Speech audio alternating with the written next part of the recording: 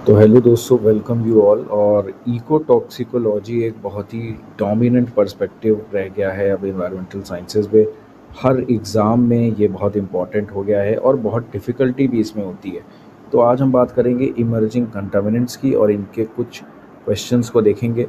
तो हम जैसा कि जानते हैं कि जो इमर्जिंग पॉल्यूटेंट्स हैं, यानी कि हमारे चाहे पेस्टिसाइड्स हों और चाहे हमारे बहुत से कंपाउंड्स हों, जैसे कि पीएच पॉलीएरोमेटिक हाइड्रोकार्बन, पीसीबी पॉलीक्लोरीनेटेड बाइफिनॉल। तो कैसे ये पॉल्यूटेंट जो बायोकेमिकल, फिजियोलॉजिकल और उसके बाद ये एक ऑर्गेनिज्म में चेंज लाते हैं, फिर पॉपुलेशन पे कैसे अटैक करते हैं और लास्ट में ये पूरे के पूरे इकोसिस्टम को चेंज कर देते हैं। और ये टाइम के साथ बढ़ता जाता है और इस प्रोसेस में हम ह्यूमंस भी आते हैं। तो कैसे ये इन्वायरमेंट को इम्पैक्ट करते हैं और इन पे कौन से क्वेश्चंस हैं, तो बेसिक क्वेश्चंस होंगे और बहुत ही क्वालिटेटिव क्वेश्चंस होंगे, ये हमारी गारंटी है। और उनके एक्सप्लेनेशन हम देखेंगे पहले की तरह। तो चलिए पहला क्वेश्चन देखते हैं। ये है पॉलीक्लोरीनेटेड बाइफिनाइल, यानी कि जो हमारा पीसीबी जिसे शॉर्ट में कहते हैं वो है। तो आप देखेंगे कि एक सेडिमेंट है, a sediment core from the Arctic shows detectable PCB levels despite no local source of industrial discharge. Arctic आप जाते हैं, एंटार्क्टिका और आर्कटिक, तो आर्कटिक की बर्फ़ में हमें पीसीबी मिल गया, जबकि बताया जा रहा है कि कोई इंडस्ट्रियल डिस्चार्ज है नहीं। आपको पता ही है कि बर्फ़ का इलाका है तो कोई इंडस्ट्री नहीं होगी, ह्यूमंस भी बहुत ही लो होंगे। पूछ रहा है क्या प्लॉजिबल एक्सप्लेनेशन देंगे आप कि वो कैसे आया होगा वहाँ पे। क्या इल्लीगल कोई डंपिंग कर रहा है, क्या स्लो डिफ्यूजन ओशन से हो रहा है, ये एक नई चीज़ है ग्रास हॉपर इफेक्ट, या क्या पोलर आइस शीट्स जो हैं उनमें पहले से पीसीबी था और अब लीचिंग हो रही है। तो इसका जो आंसर है आप ट्राई कर सकते हैं। तो इसका करेक्ट आंसर जो है वो होगा सी, ग्रास हॉपर इफेक्ट। आपको समझना होगा कि पीसीबी जो है हमारा, वो पीसीबी जिस भी वजह से निकलता हो, किस वजह से निकलता है तो मैं आपको बता दूं, पेंट्स लुब्रिकेंट्स में पहले ये यूज़ किया जाता था। ये एक माइनर केमिकल कंपाउंड है, यानी कि जब अल्कोहल का फर्मेंटेशन होता है, डिस्टिलेशन होता है, तब ये एक माइनर कंपाउंड के तौर पर निकलता है। तो अब जाहिर सी बात है कि आर्कटिक पर तो ये कोई नहीं कर रहा है, तो कैसे ह्यूमंस द्वारा बनाया गया ये एक रीजन की चीज़ दूसरे रीजन में पाई जा रही है। तो इसका मतलब ये ट्रांसपोर्ट से रिलेटेड है। लेकिन सर ये ग्रास हॉपर इफेक्ट क्या है, चलिए इसी को समझते हैं, बहुत इंपॉर्टेंट है ये। तो ग्रास हॉपर इफेक्ट आप देख सकते हैं, ये यूनाइटेड नेशंस है, ये अपने वेबसाइट पे बताता है कि grasshopper effect serves pollutants on to plates of Arctic peoples. यानी आर्कटिक में जो लोग रह रहे हैं उनके खाने तक ये ग्रास हॉपर इफेक्ट कई पॉल्यूटेंट्स को पहुंचाता है। तो जो पॉल्यूटेंट हैं वो कोई भी हो सकते हैं। आपने नाम सुना होगा डर्टी डज़न का, डज़न मतलब 12, आपको पता ही होगा, जिसे हम हिंदी में दर्जन कहते हैं। तो ये 12 बहुत ही घातक पॉल्यूटेंट्स हैं, इमर्जिंग पॉल्यूटेंट्स भी हैं इनमें। तो बात करते हैं क्या है ग्रास हॉपर इफेक्ट। देखिए होता क्या है, बहुत ही सिंपल है। जो हमारा आपका एरिया है, यानी कि आप अगर इस डायग्राम में देखेंगे, हॉटर है, इक्वेटोरियल है। हॉट है, ज़मीन गर्म होगी, तो जो हवा है वो ऊपर भागेगी, और ये जो हवा ऊपर भागती है ये पॉल्यूटेंट को अपने साथ लेके जाती है। अब होगा क्या कि ये हॉपिंग करते हैं, हॉप मतलब जिसे हम कहते हैं उचकना। तो ये जो ग्रास हॉपर है हमारा, जिसे हिंदी में हम टिड्डा कहते हैं, ये हॉपिंग करता है, कूद कूद के जाता है। तो अब ये पार्टिकल्स क्या करते हैं, यहाँ ज़्यादा गर्म थी, यहाँ ठंडी जगह थी, तो ठंडी जगह में जाते हैं, कंडेंस होते हैं और गिर जाते हैं। फिर ये ठंडी है लेकिन इससे भी और गर्म जगह एक होगी, तो ये उस और गर्म जगह पे फिर से भागते हैं। तो ऐसे करके ये भागते जाते हैं और ये अंत में कहाँ पहुँचते हैं, जो सबसे कोल्डेस्ट जगह है। अब आप कहेंगे कि ये ट्रांसफ़र क्यों हो रहा है। देखिए हाई कंसंट्रेशन से लोअर कंसंट्रेशन की तरफ हमेशा चीज़ें भागती है, चाहे बाढ़ का पानी हो, चाहे पॉल्यूटेंट हो, चाहे कोई मटेरियल हो। इसे ही कहा जाता है ग्रास हॉपर इफेक्ट। यहाँ पे आप पढ़ सकते हैं। इसमें कोई भी पॉल्यूटेंट जो कि गर्म जगह से पोलर जगहों पे जा रहा है वो इसी सिस्टम के थ्रू जाता है। दूसरे क्वेश्चन पे आते हैं। पीसीबी का अगेन एक क्वेश्चन है। सवाल आ रहा है कि एक इको टॉक्सिकोलॉजिस्ट है, वो बोलते हैं कि पीसीबी का लेवल हमें कुछ फ़िश की स्पीशीज़ में मिल रहा है प्रेसिडेंटली ज़्यादा, यानी कि मॉडलिंग करने के बाद या इक्वेट करने के, कैलकुलेट करने के बाद भी ज़्यादा मिल रहा है, जो कि उतना ज़्यादा नहीं आना चाहिए। तो कौन सा प्रिंसिपल हो सकता है। हाइड्रोलिक कंडक्टिविटी, सेडिमेंट्स ऐसे हैं कि जिनकी कंडक्टिविटी बहुत अच्छी है वाटर में। ऑक्टेनॉल वाटर पार्टीशन कोफिशिएंट है कुछ। मेटल चीलेशन, चीलेशन बहुत अच्छा है मेटल के साथ। या ऑस्मोटिक डिफ्यूजन जो फिश गिल से करती हैं। देखिए ये ऑप्शंस आपको देख के इसमें से तभी आप अलग कर पाएंगे अगर आपको कॉन्सेप्ट पता है। ये छोटे मोटे क्वेश्चन नहीं है, इसलिए मैंने पहले ही कहा था कि क्वालिटेटिव है ये और टॉपिक बहुत ज़्यादा इम्पॉर्टेंट है। अब इसका जो करेक्ट आंसर है वो है B, octanol water partition coefficient. लेकिन क्यों है, कैसे है, ये आपको समझना होगा।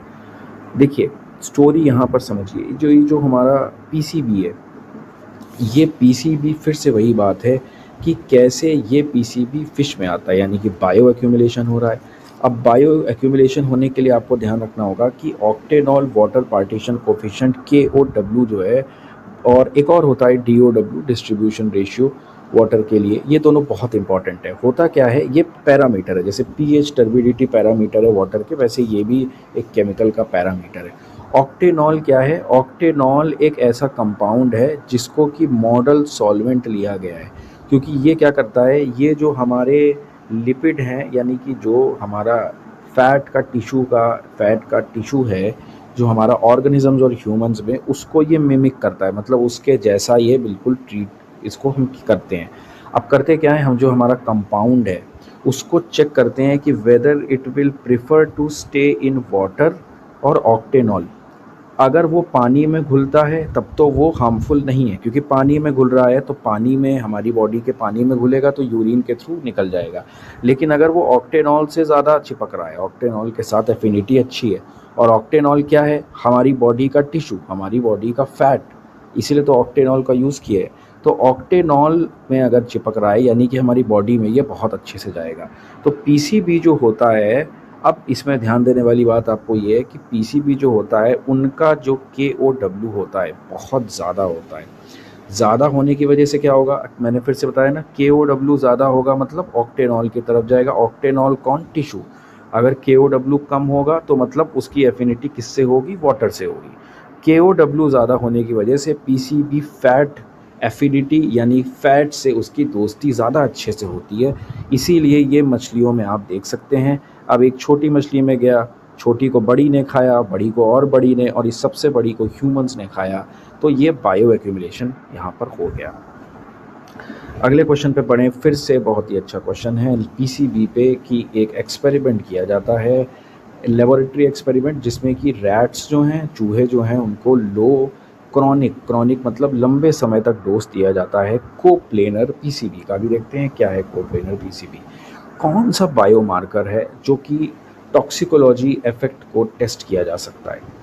अब ये और ज़्यादा डिफाइंड और नैरो प्रीफेस में हम चले गए हैं, तो ये बिल्कुल स्पेसिफिक आ गया है। मैं आपको बता देता हूँ, इसका जो आंसर है वो बी है, एक्सप्रेशन ऑफ साइटोक्रोम।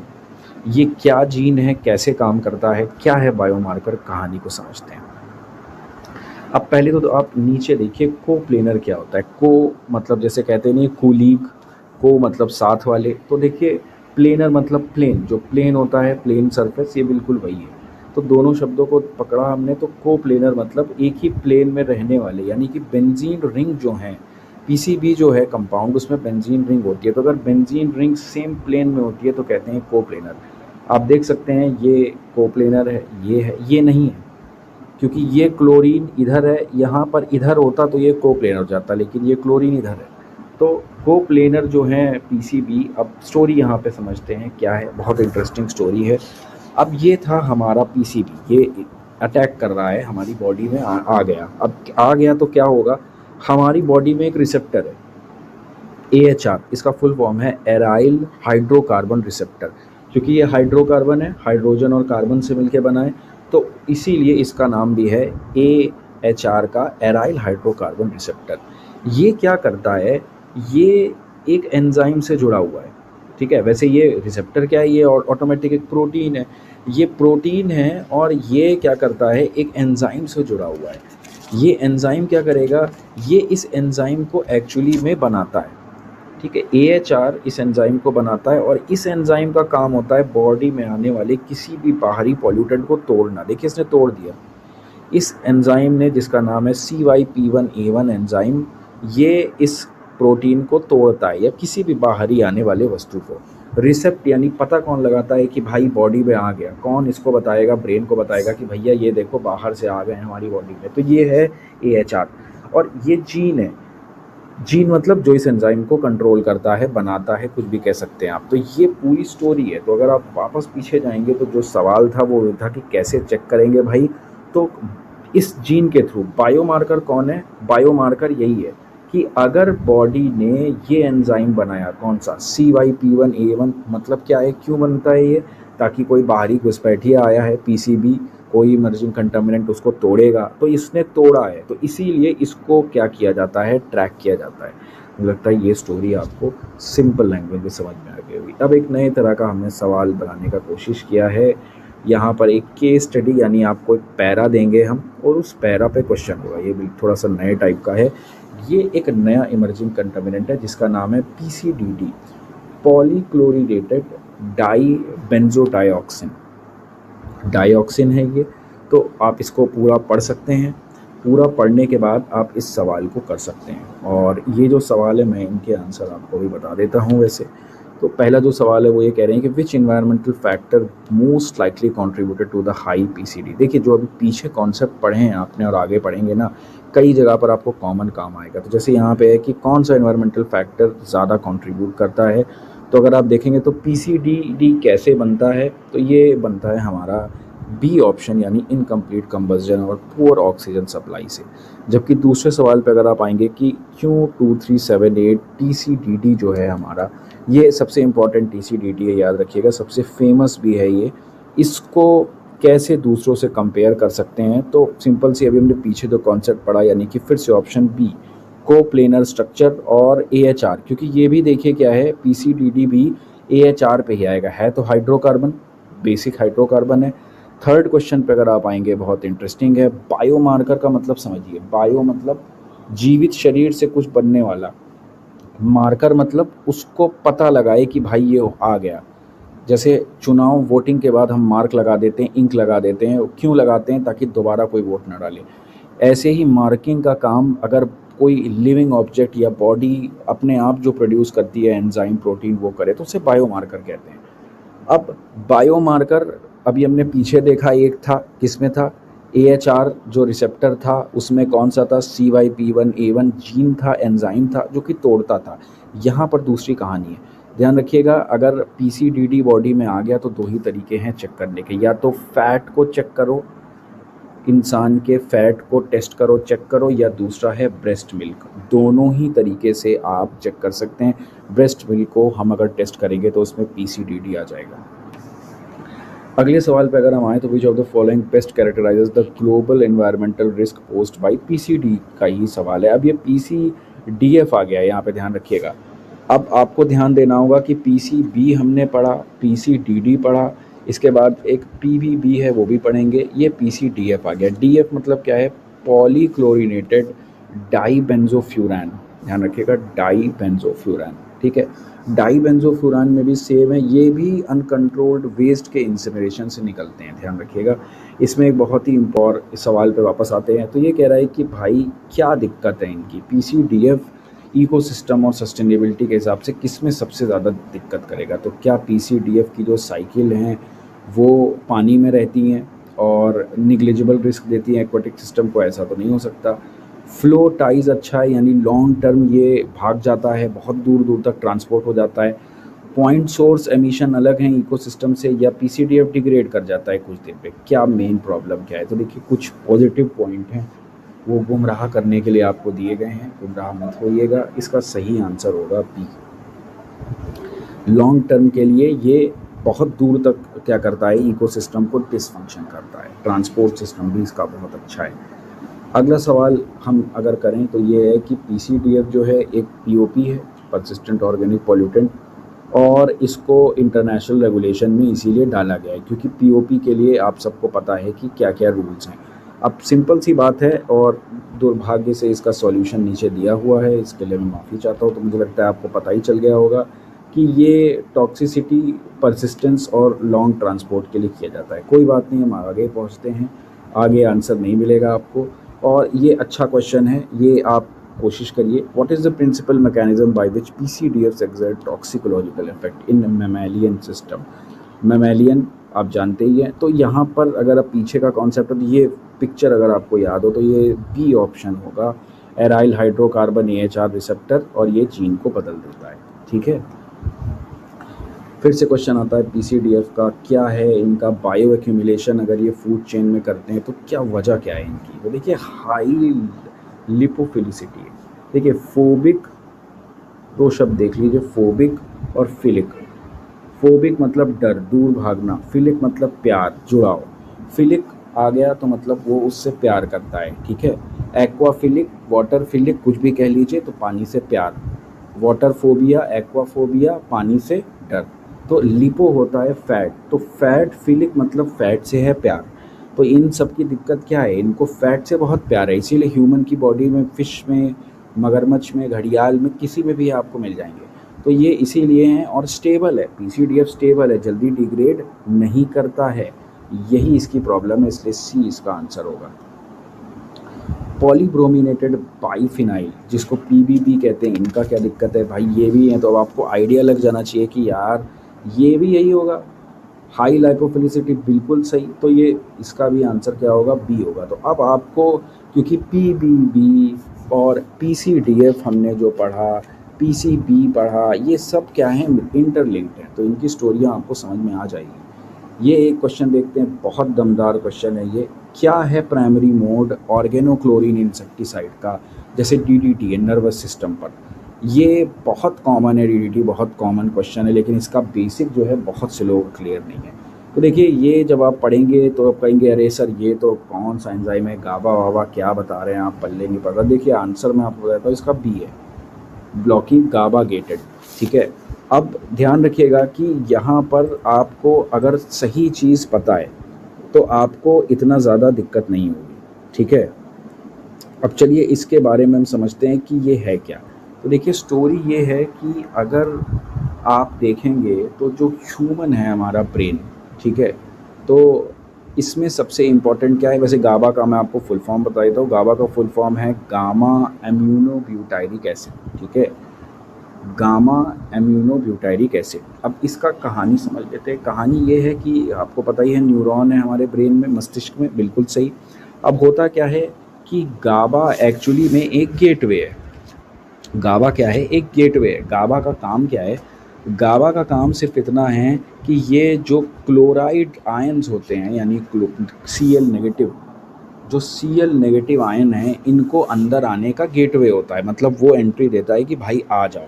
तो जब ये क्लोराइड आयन आते हैं तो क्या करते हैं, एक्चुअली न्यूरॉन जो है बहुत उछल कूद करते हैं, फायर करते रहते हैं, हमेशा दौड़ते रहते हैं। तो इनको काम डाउन करता है क्लोराइड आयन। तो क्लोराइड आयन क्या करेगा, क्लोराइड आयन यहाँ से आएगा, गाबा गेट खोल देगा, कहेगा आ जाओ।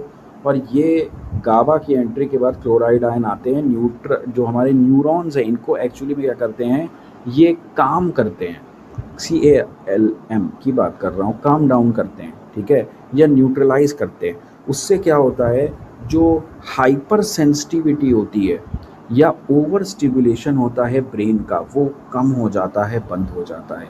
तो इसका मतलब है कि ये सारा प्रोसेस बहुत सिंपल है। लेकिन अब आ जाते हैं हमारे DDT भैया। DDT भैया आते हैं, गाबा को कंफ्यूज कर देते हैं, गाबा से बात करने लगते हैं, और गाबा अपना काम भूल जाता है गेट खोलने का। तो क्लोराइड आयन जब आता है कि न्यूरॉन को भैया शांत कर लें, तुम्हारा ब्रेन बहुत अशांत है, तो होता क्या है कि ये गाबा बिजी है DDT के साथ। अब गाबा भूल गए गेट को खोलना, और क्लोराइड आयन वहीं खड़ा रह गया गेट के पीछे। न्यूरॉन उछल कूद और बढ़ा देता है कि क्लोराइड नहीं मिला, क्लोराइड नहीं मिला, और इस वजह से लास्ट में क्या होता है, हमारे अंदर प्रॉब्लम आने लगती है, हाइपर सेंसिटिविटी की प्रॉब्लम आने लगती है। अगर आपने सुना हो, हाइपर सेंसिटिविटी की जब प्रॉब्लम आपको होगी तो इंसेक्ट की तो धज्जियाँ उड़ा देता है। अगर मैं आपको बताऊं तो इंसेक्ट में पैरालिसिस तक हो जाता है, और हमारे अंदर क्या हो जाते हैं, ट्रेमर्स पड़ने लगते हैं, झटके पड़ने लगते हैं, ब्रेन में बहुत सी प्रॉब्लम आ जाती है। तो ये आप देख सकते हैं कितना सीरियस थ्रेट है DDT का, अगर आप समझ पा रहे हो। तो ये इसीलिए जो हमारा आंसर था वो क्या था, बी था, गाबा गेटेड क्लोराइड आयन्स। तो आप समझ गए, क्लोराइड आयन, फिर से देख लीजिए, क्लोराइड आयन आता है, न्यूरॉन्स को न्यूट्रलाइज करता है, काम डाउन करता है, गाबा गेट है। लेकिन गाबा को कंफ्यूज करता है डीडीटी, तो डीडीटी आके भाव बहुत बहुत ज़्यादा है। और एक क्वेश्चन देखते हैं, which characteristic structural feature of organochlorine जो है, जो कि क्रॉस कर जाता है बायोलॉजिकल मेम्ब्रेन को। क्यों जो ऑर्गेनोक्लोरीन्स हैं हमारे, वो बायोलॉजिकल मेम्ब्रेन्स को या ह्यूमन बॉडी में कहीं भी इतनी जल्दी कैसे भैया पार कर जाते हैं, क्या दिक्कत क्या है इनकी? तो देखिए, इनका सिंपल सा एक बहुत क्लियर फंडा है, इसको हम जस्ट समझते हैं तुरंत। वैसे इसका आंसर है B, aromatic rings with multiple chlorine substitution. अब यहाँ समझते हैं, ये एरोमेटिक रिंग है, बेंजीन रिंग, एरोमेटिक रिंग, ठीक है।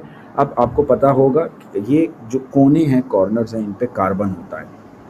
अब हम क्योंकि बात कर रहे हैं किसकी, हम बात कर रहे हैं ऑर्गेनोक्लोरीन की, तो यानी क्लोरीन ज़रूर होगा, तो ये क्लोरीन भैया आके चिपक जाते हैं किनारे किनारे, ठीक। अब होता क्या है, जब क्लोरीन इनसे चिपक जाता है, तो अगर कुछ लोगों को थोड़ा सा केमिस्ट्री और पता हो, तो एक माइनस आई यानी इंडक्टिव इफेक्ट होता है। क्लोरीन क्या है, बहुत ज़्यादा इलेक्ट्रोनिगेटिव है, तो ये जब बॉन्ड बनाता है तो इलेक्ट्रॉन्स को अपनी ओर खींचता है। तो कार्बन भैया से ये क्या कर रहा है, इलेक्ट्रॉन को खींच रहा है, जो आप एरो देख रहे हैं। इस वजह से क्या होता है, क्लोरीन नेगेटिव हो जाता है, ये पॉजिटिव हो जाती है, यानी न्यूट्रल कंडीशन यहाँ पर बन जाती है। इस वजह से ये नॉन पोलर बन जाता है। ये जो पूरा ऑर्गेनोक्लोरीन कंपाउंड है, ये क्या बन जाता है, नॉन पोलर। पोलर मतलब जिसमें आयन हो, नॉन पोलर मतलब जिसमें आयन ना हो, बहुत कम हो, देखिए लेस पोलर। अब एक बहुत पुरानी कहावत है केमिस्ट्री की, पोलर डिजॉल्व इन पोलर और non polar dissolve in non polar.